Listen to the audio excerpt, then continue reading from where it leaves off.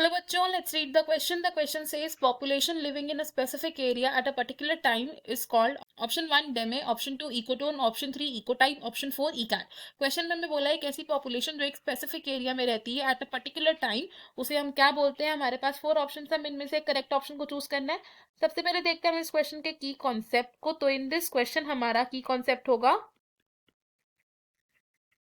Population. Population को हम describe कर सकते हैं as a group of individuals of same species within a community. तो सबसे पहले अगर हम बात करें डेमे क्या होता है, डेमे को हम बोल सकते हैं एक सबसेट ऑफ पॉपुलेशन. डेमे में क्या होता है, एक पॉपुलेशन के इंडिविजुअल्स एक स्पेसिफिक जोग्राफिकल एरिया में रिजाइड करते हैं एट अ पर्टिकुलर टाइम. तो it is population in a specific geographical area at a specific time. और एक डेमे में जो इंडिविजुअल्स प्रेजेंट होते हैं वो आपस में इंटरब्रीड भी कर सकते हैं, यानी कि वो सेम स्पीशीज के होते हैं. They can inter breed. Second अगर हम बात करें इकोटोन की,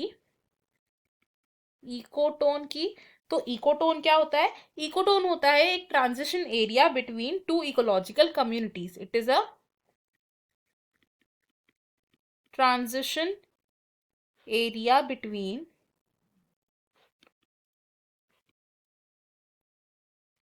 to ecological communities. And next अगर हम बात करें इको टाइप की, थर्ड इज इको टाइप. तो इको टाइप को हम डिस्क्राइब कर सकते हैं as genetically different population within a species. Genetically different population of individuals that have adapted to specific environmental conditions, that have adapted to specific environmental conditions.